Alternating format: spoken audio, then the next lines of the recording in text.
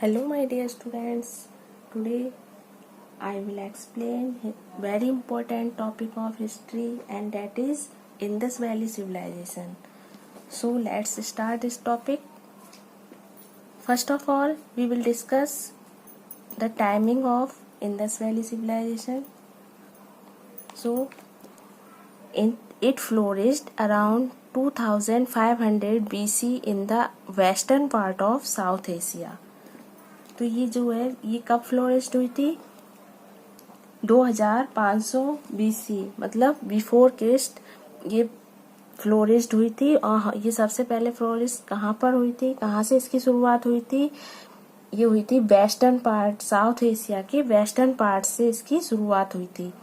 जो Indus river थी एक, उसके किनारे इसके कुछ पार्ट्स मिले थे और वहीं से इसकी शुरुआत मानी जाती है, इसीलिए इसे इंडस वैली सिविलाइजेशन के नाम से भी जाना जाता है।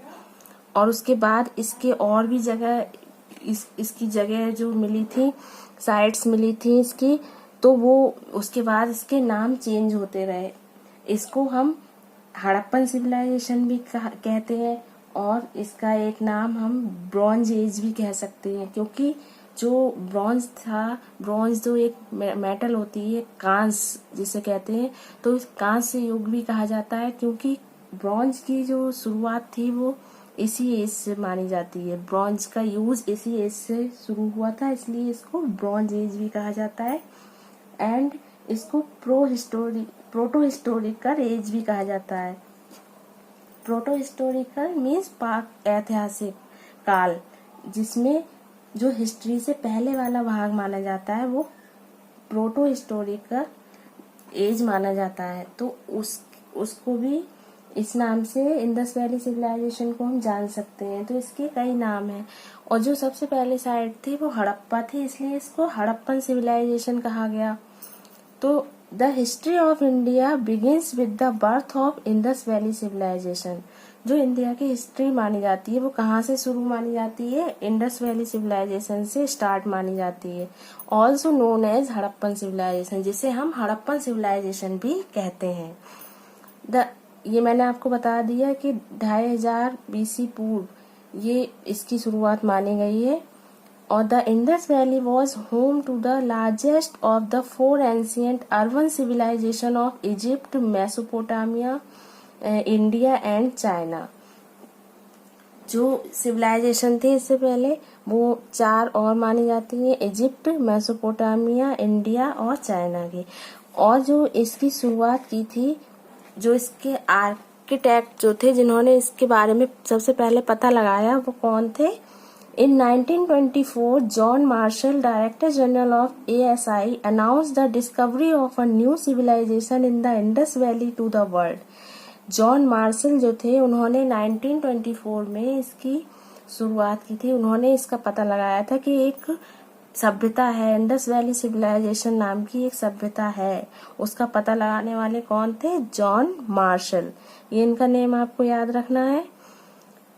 In 1920s, the Archaeological Department of India carried out excavations in the Indus Valley wherein the ruins of the 2 old cities Mohenjo-daro and Harappa were unearthed. मतलब इसमें 1920s में आर्कियोलॉजिकल डिपार्टमेंट ने खोज की इंडस वैली की। उसके बाद उन्हें खुदाई में कुछ चीजें मिली और सबसे पहली जो सिटीज थी, जो 2 सिटीज मिली थी, वो थी मोहनजोदारो और Harappa. The Harappan cities were generally divided into 2 parts. Archaeologists describe these parts as citadel and lower town. Harappan cities में जो 2 भागों में, हड़प्पन सिटीज जो थी 2 भागों में डिवाइड थी, तो आर्कियोलॉजिस्ट ने उसको डिस्क्राइब किया है। 2 पार्ट्स में कौन कौन से थे? Citadel and lower town. अब मैं आपको थोड़ा सा सिटाडेल के बारे में बताती हूँ कि सिटाडेल क्या था। ये देखिए मैंने ड्रॉ किया है। सिटाडेल एक टीला नुमा, एक उभरा हुआ भाग, ये समझिए जमीन का एक उभरा हुआ भाग, मतलब टीला नुमा जो जमीन होती है कहीं कहीं, उस तरह का भाग था जिसे सिटाडेल कहा जाता था। और वहां पर बड़े लोग रहते थे, मतलब जो जमींदार लोग या वैसे जो राज करने वाले लोग थे वो रहते थे। और उसके नीचे का भाग था, एक नीचे की जमीन हुआ करती थी जिसे हम लोअर टाउन कहते हैं, लोअर टाउन कहा जाता था।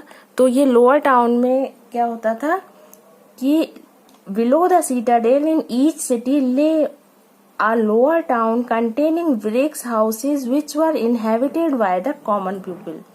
वहां पर ईंटों के बने हुए घर हुआ करते थे और कुछ मिट्टी के बने भी हुआ करते थे जिसमें कि कॉमन पीपल रहते थे। साधारण लोग जो रहते थे वो नीचे वाले भाग में रहते थे और जो ऊंचे पद के लोग होते थे वो सीटाडेल पर अपने घर उनके वहां ऊंचाई पे बने हुए होते थे। तो सीटाडेल एक टीला नुमा जगह होती थी, है ना। ये आई होप समझ में आया होगा आपको। अब ये पॉइंट्स आप जो मैंने डिस्कस किए हैं अभी आपसे, ये आप नोट भी कर सकते हैं इम्पोर्टेंट फैक्ट्स के रूप में। ये सारे पॉइंट्स बहुत ही मोस्ट इम्पोर्टेंट है।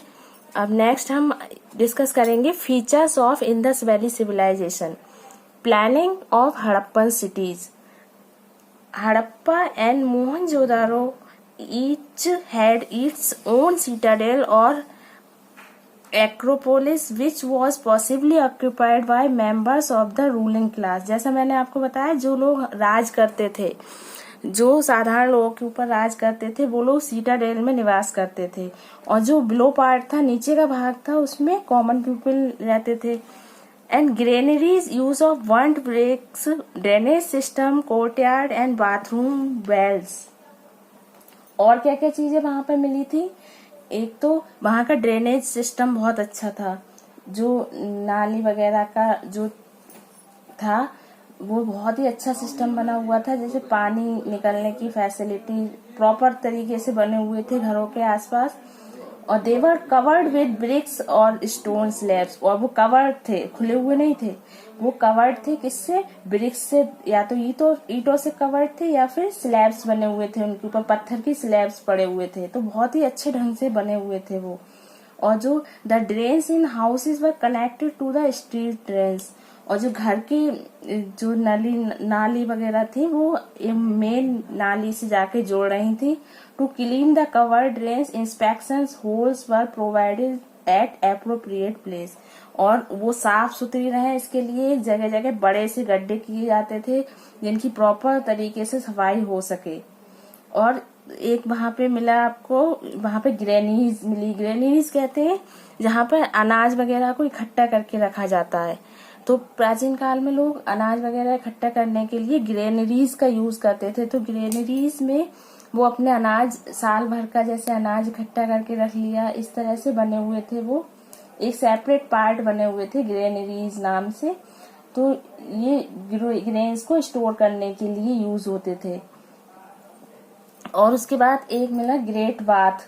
ग्रेट बाथ जहाँ पर ये ब्यूटीफुल, यहाँ पर बहुत ही अच्छी तरह अच्छे ढंग से बना हुआ था ईंटों से, और एक बड़ा सा कुआं बना हुआ था, उसके चारों ओर नहाने की जगह बनी हुई थी, और जो मतलब सीढ़ियां बनी हुई थी, और बहुत ही अच्छे ढंग से उसमें वर्क किया गया था ईंटों से।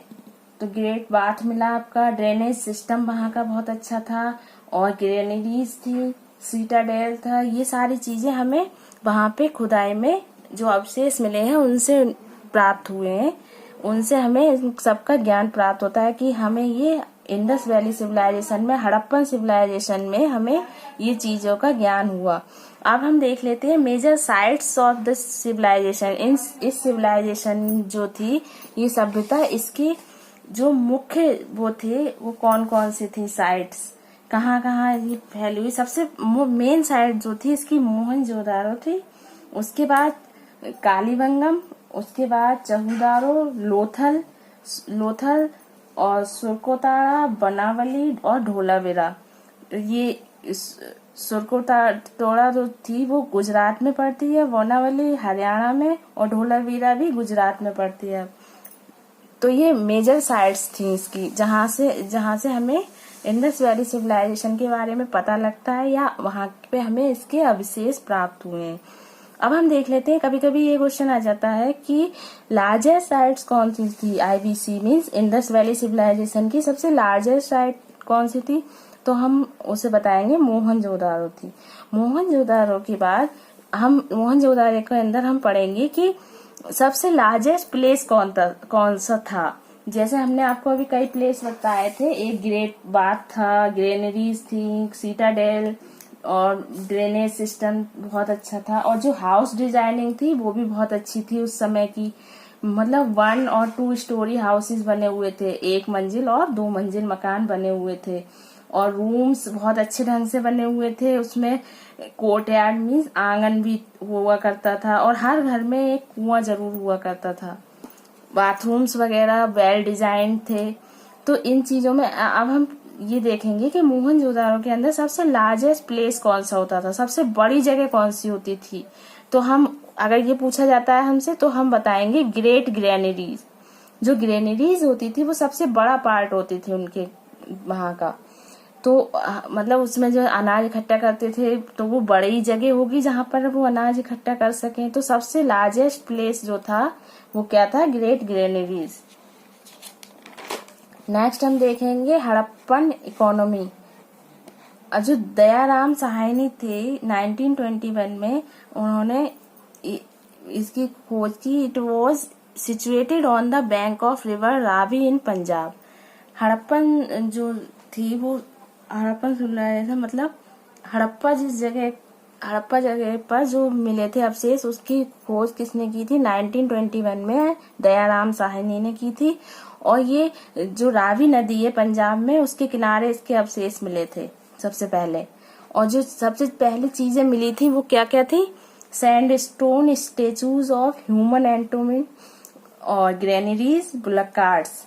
सबसे पहले मतलब सैंडस्टोन से बने हुए मानव मूर्तियां मिली थी, है ना, और ग्रेनरीज मिली थी, और बुलक कार्ट्स मिली थी, बैलगाड़ी के कुछ अवशेष मिले थे, जिससे हमें पता लगा कि ये चीजें उस समय पाई जाती थी। अब कुछ चीजें हैं इसके बारे में, हड़प्पन सिविलाइजेशन के बारे में, जो आप ध्यान से सुनिए। Indus Valley civilisation was based on agriculture. जो इंडस वैली सिविलाइजेशन थी वो पूरी तरह से खेती पर निर्भर थे, है ना। उस समय मतलब खेती को प्राथमिकता दी जाती थी। और trade and commerce flourished in this period. A dockyard had been found at Lothal. There were export and import. Production of cotton was there. मतलब कॉटन का प्रोडक्शन होता था उस समय। और जो लोथल नामक स्थान पर एक डॉकयार्ड मिला था, और जो एक्सपोर्ट इंपोर्ट का काम था वो उस समय भी होता था। वहां के अवशेषों से ये प्राप्त हुआ है, उनसे हमें पता लगाया था। Weights were made of limestone, steatite etcetera and were usually cubical shape. जो वेट्स होते हैं, जिसे हम कोई भी चीज नापने के लिए यूज करते हैं, जिसे हम हिंदी में बोलते हैं बाट। जब कोई चीज हम तोलते हैं तो उसका यूज करते हैं, तो वो वेट्स कहलाते हैं। तो वेट्स जो थे उस समय क्यूब की शेप में बने हुए होते थे, और वो मोस्टली किस चीज के बने हुए होते थे, या तो लाइमस्टोन के या स्टीलाइट के। The Harappan were very well acquainted with the manufacturing and use of bronze. मैंने आपको बताया था कि ब्रोंज का जो यूज होना शुरू हुआ था वो हड़प्पन सिविलाइजेशन से ही हुआ था, इसलिए इसे ब्रोंज एज भी कहा गया। The Harappan practiced boat making, bead making and seal making. Terracotta manufacture was also an important craft. इस समय क्या क्राफ्ट का काम बहुत ही तेजी से होता था वहां पर। तो बोट मेकिंग, या तो वो नाव बनाने का काम करते थे, मोती वगैरह बनाने के काम करते थे, या फिर सील्स जो होती थी, सील्स पर जो बने होते थे, कई बार एनिमल्स की पिक्चर्स बनी होती थी, कई बार जो राजा राज करता था उसकी पिक्चर बनी हुई होती थी। तो इस कई प्रकार की सील्स उस समय प्रचलन में थी। The gold Smith made jewellery of silver, gold and precious stones.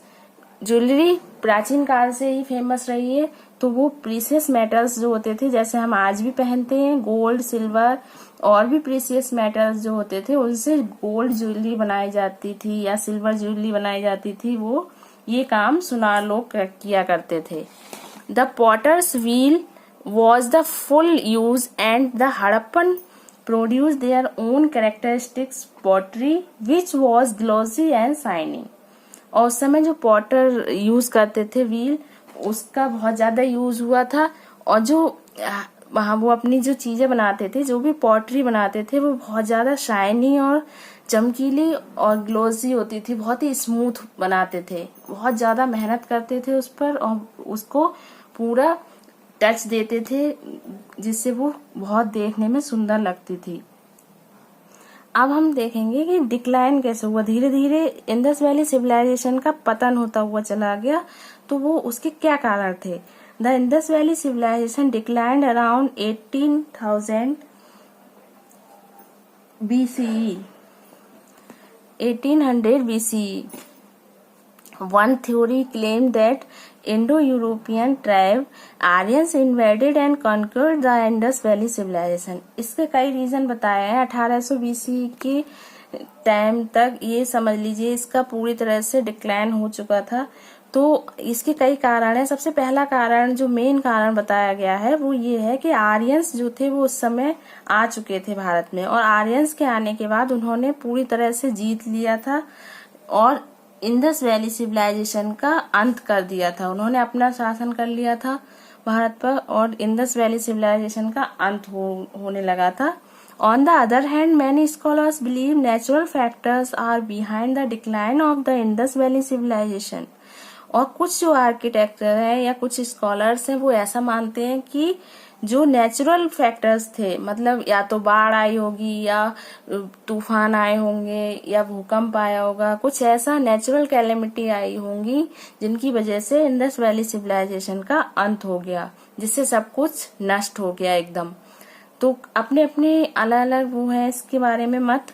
कुछ लोगों ने ये माना कि नेचुरल कैलेमिटीज आई होंगी, भूकंप, बाढ़ या कुछ तूफान ऐसा, जिससे सब कुछ एकदम नष्ट हो गया। और कुछ लोगों ने जो मेन रीजन माना है वो यही माना है कि आर्यंस के आने के बाद ही इसका अंत हुआ।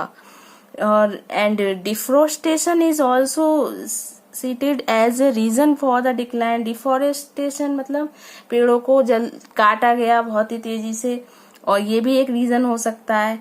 One major reason for the deforestation was that wood was used as fuel for baking bricks and smelting ores।